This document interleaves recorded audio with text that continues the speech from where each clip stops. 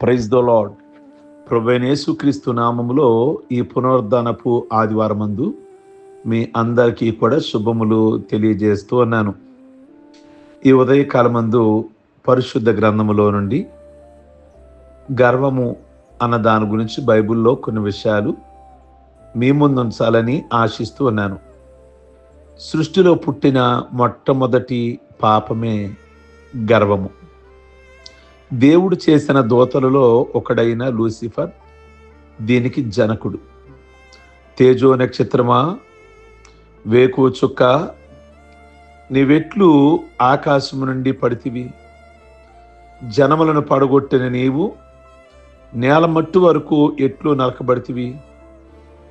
నేను ఆకాశమునకు ఎక్కిపోయేదను, దేవుని నక్షత్రములకు పైగా నా సింహాసనములను హెచ్చింతును, ఉత్తర దిక్కునున్న సభాపర్వతం మీద కూర్చుందును, మేఘమండలం మీదకి ఎక్కుదును, మహోన్నతునితో నన్ను సమానునిగా చేసుకుందును అని నీవు మనసులో అనుకుంటివి కదా. నీవు పాతాళమునకు, నరకములో ఒక మూలకి త్రోయబడితివే అని వ్రాయబడి ఉన్నది. ఈ లూసిఫర్ గురించి యెషయా గ్రంథంలో 14వ అధ్యాయము 12వ వచనము నుండి మనం గమనిస్తే ఆ మాటలు, ప్రధాన దూతలలో ఒక్కటిగా చేయబడిన లూసిఫర్ మహోన్నతునితో సమానముగా చేసుకుందనని గర్వించెను. అందుకని పాతాళములోని ఒక మూలకు త్రోసివేయబడి సాతానుగా మారెను. గర్వము వలన పతనమైపోయిన ఆ సాతాను మానవులమైన మనలను కూడా గర్వానికి బలి చేసి నరకాగ్నికి వారసులుగా చెయ్యాలని ఆతురుతగా తిరుగుతూ ఉన్నాడు, పరిగెత్తుతూ ఉన్నాడు. ఇప్పటికే అనేకులు గర్వాంధులై తామెక్కడికి పోవచ్చున్నారో ఎరుగుక సాతాను వెంట పాతాళానికి దారి తీస్తూ ఉన్నారు. ఈ గర్వము నానా రూపాలుగా మనుషుని కైవసం చేసుకుంటూ ఉంది. బలగర్వము. అనేకులు తమ శరీర బలమును, తమ బంధువుల బలమును చూసుకొని విరవీగుతూ ఉన్నారు. గొల్యాతు తన ఎత్తును, బలమును, తన వెంటనున్న సైన్యమును చూచి పగర్బాలు పలుకుచూ ఉన్నాడు. కానీ ఎవని గర్వము వాణ్ణి తగ్గించును. వినయ మనస్కుడు ఘనతనందును. సామెతలు 29వ అధ్యాయం 23వ వచనము. దేవుని బలంపై ఆధారపడిన చిన్న దావీదు చేతిలో 6 మూరల జానెడు ఎత్తుగల గొల్యాతు చిత్తైపోయాడు. ప్రియ దేవుని బిడలారా, కనుక బలం బలం బలం అని గర్వించాడు, అతిశయించాడు ఫిలిస్తీన్ల సైన్యాధిపతి అయిన గొల్యాతు. చివరికి అన్ని నదులు దాటొచ్చి చిన్న మురికాలలో చనిపోయినట్లుగా అందరినీ జయించి వచ్చాడు. లాస్ట్కి చిన్నపిల్లోడు, 17 ఏళ్లవాడు దావీదు చేతిలో, అది కూడా ఏ ఆయుధాలు లేకుండా వాడన్ని ఆయుధాలు పెట్టుకొచ్చాడు, దావీదు చేతిలో చనిపోయాడు. అది ఎంత అవమానకరమైన మరణం అంటే, నిజంగా ఎంత గర్వించాడో అంత హేళనకు అప్పగించబడ్డాడు. చాలామంది నాకు బలం ఉంది అని అనుకుంటారు. కొంతమందికి నాకు బంధువులు ఎంతమంది ఉన్నారు మా వెనక, దేనికి ఉపయోగం? మాకు ఇన్ని వందల మంది అండి, బాగా డబ్బున్నోళ్ళండి, బాగా స్థాయిలో ఉన్నోళ్ళండి, దేనికి? నీ కష్టం వస్తే వాళ్ళు నీకేమైనా బంధువులు నిలబడతారా? బంధువులు ఉండకూడదని నేను మాట్లాడతలేదు, ఇక్కడ బంధువులు రాకూడదని నేను మాట్లాడతలేదు. చాలామంది వెనకున్న బంధువులను బట్టి గర్వించే వాళ్ళు లేకపోలేదు. కనుక నీ కష్టములో వాళ్ళు ఎవరో కూడా నీకు సహాయం చేయరు. ఎవరి జీవితము వాళ్ళది. కనుక ఈ ఉదయకాలం ముందు గమనించండి, బలమును బట్టో లేదా బంధువులను బట్టో మనం గర్వించడానికి వీల్లేదు. అందుకే కొన్ని సందర్భాలలో పౌలు గారు అంటాడు, నేను అతిశయిస్తున్నాను అంటే ఒకప్పుడు కొన్ని విషయాలు బట్టి నేను అతిశయించాను. గర్వం ఉండేది నాకు కూడా, నా గోత్రాన్ని బట్టి, నా దేశాన్ని బట్టి, నా చదువును బట్టి, నేను ట్రైనింగ్ అయిన ఆ వ్యక్తిని బట్టి. మంచి గురువు గారి దగ్గర ట్రైనింగ్ అయ్యాను, నాకున్న రోమా పౌర హక్కును బట్టి. కనుక కొన్ని స్థితులను బట్టి, పరిస్థితులను బట్టి నేను గర్వించాను. కానీ ఈరోజు ప్రభువులోకి వచ్చాక నాకు అర్థమైంది, గర్వించడానికి ఏది కూడా లేదు, ఏది కూడా వెనక రాదు. నేను ఈరోజు కనుక గర్వించాల్సి వస్తే ప్రభు అయిన యేసుక్రీస్తుని బట్టి మాత్రమే, సిలువ వేయబడిన యేసుని బట్టే నేను గర్విస్తా. ఎందుకంటే ఆయనని కలిగి ఉన్నాను, నాకు ఏది కూడా లోటు ఉండదు. నేను చనిపోయినా పరలోక రాజ్యానికి వెళ్తా, నిజమైన దేవుడిని తెలుసుకోగలిగా, రక్షణ పొందా అన్న అతిశయము, అన్న సంతోషం నాలో ఉన్నాయి. కానీ ఇంతవరకు వ్యర్థమైన వాటిని బట్టి, లోక సంబంధమైన వాటిని బట్టి నేను ఆ గర్వాన్ని కలిగి ఉన్నాను. కానీ ఈరోజు నా కళ్ళు తెరిపించాడు దేవుడు. ప్రియ దేవుని బిడలారా, కనుక గమనించండి, నీ బలమును బట్టి అతిశయింపక, నీ బంధువులు బట్టి అతిశయింపక, కనుక ప్రభువును బట్టి అతిశయించాలి. చాలా మందికి సౌందర్య గర్వము. బైబిల్లో దావీదు కుమారుడు ఒక ఆయన ఉన్నాడు, మిక్కిలి సౌందర్యవంతుడైన అబ్షాలోము. తన సౌందర్యమును, పొడవైన తల వెంట్రుకలను చూసుకొని అతిశయించి తన తండ్రిపై లేక దేవునిపై తిరుగుబాటు యుద్ధమునకు దిగాడు. తన తండ్రిపై, ఈ లోకపు తండ్రిపై, పరలోకమున్న తండ్రిపై యుద్ధానికి దిగాడు. చివరికి తన సౌందర్యం, తన తల వెంట్రుకలే అతనిని ఉరికంబానికి ఎక్కించినవి. మస్తకి వృక్షానికి అతని వెంట్రుకలు చుట్టుకొనగా ఒకడు వానిని హతము చేసెను. దేవుడిచ్చిన సౌందర్యాన్ని చూచుకొని గర్విస్తూ ఆ సౌందర్యాన్ని అపవిత్రమైన పాపములకు వాడుచున్న ప్రియ దేవుని బిడలారా, అందము మోస్కరము, సౌందర్యము వ్యర్థము. యెహోవా యందు భయభక్తులు కలిగిన స్త్రీ కొనియాడబడును అని మనం జ్ఞాపకం చేసుకోవాలి. దేవుని యందు భయభక్తులు కలిగి నీ బాల్య దినాలు యందే నీ సృష్టికర్తను స్మరణకు తెచ్చుకొనుము.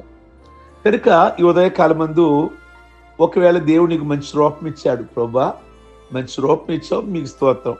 దేవుడు రూపం ఇచ్చాడని రూపం లేని వాళ్ళని అనవసరంగా మాట్లాడటం, లేక చిన్న చూపు చూడడం, అది దేవునికి ఇష్టం కాదు. ఎందుకంటే వాళ్ళని చేసింది ఆయనే, నిన్ను చేసింది ఆయనే. కనుక నువ్వేం చేయాలి? ప్రభువా, ఎందరికో లేని భాగ్యాన్ని నాకు ఇచ్చావు. నాకు ఇచ్చిన ఆరోగ్యాన్ని బట్టి, నాకు ఇచ్చిన రూపాన్ని బట్టి, నాకు ఇచ్చిన స్థితిని బట్టి, నాకు ఇచ్చిన చదువును బట్టి, నాకు ఇచ్చిన ఇంటిని బట్టి, నాకు ఇచ్చిన వాహనాన్ని బట్టి, నాకు ఇచ్చిన కారును బట్టి, నాకు ఇచ్చిన బిడలను బట్టి, నాకు ఇచ్చిన రక్షణ, అన్నిటికంటే కూడా విలువైన రక్షణ బట్టి అని దేవుని స్తుతించాలి తప్ప ఇందులో నీకు గర్వించడానికి ఏది కూడా లేదు. నెబుకద్నెజరు అలాగే గర్వించాడు. దేవుడు ఎంతలోకి తన గర్వాన్ని దించేశాడు. గద్దె మీద ఉన్న ఆయన్ని, సింహాసనం మీద ఉన్న ఆయన్ని గడ్డిలో కూర్చోబెట్టాడు, చూసారా? కనుక గర్వించమాకండి. ఎంతసేపు దేవుని స్తుతించాలి. నేను ఏ స్థితిలో ఉన్నాను దేవుని స్తుతిస్తానన్నాడు పౌలు గారు. కనుక దేవుడు మనకి ఏం కలగజేసినా దేవుని స్తుతించాలి. కులగర్వం, మరి కొందరు కులగర్వంతో, కొందరు జాతి గర్వంతో విరవిగుచూ ఉంటారు. మనమందరం ఒకే దేవుని చేత సృష్టించబడిన మానవ జాతి అని మరిచి మనుషుడు వివిధ రకాలైన కులాలను, జాతులను కల్పించుకొని గర్విస్తూ అన్నాడు. క్రైస్తవులలో కూడా ఈ జాడ్యం కనిపించుట ఎంత విచారకరమైన విషయం. నేను శ్రేష్టమైన యోధా జాతికి చెందిన వాడినని ఒకప్పుడు పౌలు గర్వించాడు. క్రీస్తు నమ్మిన వారిని హింసిస్తూ తానేదో గొప్ప కార్యం చేస్తున్నానని అతిశయించాడు. కానీ దమస్కు రోడ్డులో అతడు శిలువ దర్శనాన్ని చూశాక అతని గర్వం అణిగిపోయిను, గర్వపు పొరలు రాలిపోయిను. ఆనాటి నుండి అతడు తన అహమ్మని, తన గర్వాన్ని శిలువ వేసి క్రీస్తుకు గొప్ప సాక్షిగా జీవించాడు. కనుక మన కులాన్ని బట్టి కాదు, మన జాతిని బట్టి కాదు, యేసుక్రీస్తు ఇచ్చిన రక్షణను బట్టి మనము అతిశయించాలి. కనుక అందరము కూడా ఆదాము అవ్వలో నుండే వచ్చాం. ఆ జాతి కొంతకాలం నడిచాక అందరూ నాశనం అయిపోయారు. ఒక నోవా ఫ్యామిలీ మాత్రమే భూమి మీద ఉన్నారు. భూమి మీద 3 కుమారులు, 3 కోడళ్ళు, వాళ్ళలో నుండి మనం వచ్చాం. అందరూ, ఈ భూమి మీద ఉన్న వాళ్ళందరూ కూడా నోబహు పిల్లల్లోంచి వచ్చిన వాళ్ళే. కనుక ఇంకా కులాలు ఏంటి? వారిని కోసిన ఆ రక్తం ఎరగానే ఉంటుంది, మనల్ని కోసిన రక్తం ఎరగానే ఉంటుంది. ఇంకేంటి? ప్రియమైనటువంటి దేవుని బిడ్డలారా, కనుక ఏ గర్వాలు కూడా మనం ప్రక్కన పెట్టేయాలి. చాలా మందికి డబ్బు గర్వం, ద్రవ్యం ఎక్కువైన కొలది గర్వము ఎక్కువ ఎక్కువ అవుతున్నట్లుగా ధనవంతులు అనేకులకు తమ ధనమే సమస్తం, తమ ధనముతో ఏమైనా చేయగలం, తమకు దేవుడు అక్కర్లేదు అనుకుంటారు. బైబిల్లోని ఆ ధనవంతుడు ఉన్నాడు చూసారా, బాగా పంట పండింది, ఏమన్నాడు? నా ప్రాణమా తిను, తాగు, సుఖించు, ఆనందించు అని అన్నాడు. ఆ రాత్రి ప్రభు అన్నారు, వెర్రివాడా, ఈ రాత్రి నీ ప్రాణం నీ యొద్ద నుండి తీసివేస్తే నువ్వు సంపాదించినవన్నీ ఎవరు మొగుతాయి అని ప్రభు మాట్లాడారు. కనుక తన ఆస్తిని బట్టి, తన డబ్బును బట్టి, తన ఎకరాలున్న పొలాన్ని బట్టి, తన వ్యాపారాన్ని బట్టి గర్వించాడు. ఆ రాత్రి ప్రభు ప్రాణాన్ని అడిగాడు. ఏమైంది గర్వం? తెల్లారికల్లా ఆ పొలాలన్నీ కూడా ఎవరు అయిని? తనేం తీసుకెళ్ళలేదు కదా. మనం సంపాదించి మనం తీసుకెళ్ళంగా, ఎవరో ఒకరికి వదిలేయాల్సింది. మీరు ఎంత కష్టపడినా 24 గంటలు పనిచేసినా అవి ఎవరో ఒకరికి వదిలేయాలి, పిల్లలకు వదిలేయాలి. ఆ పిల్లలు వెనకున్న వాళ్ళకు వదిలేయాల్సింది. ఏమీ తీసుకెళ్లేది ఉండదు. కనుక గర్వాలన్నీ పక్కన పెడదాం. బలగర్వమైన, బంధుగర్వమైన, అందగర్వమైన, కులగర్వమైన, ధనగర్వమైన, ఇంకా రకరకాలుగా ఉన్నాయి. కొందరు గుర్రములను బట్టి, కొందరు రథములను బట్టి.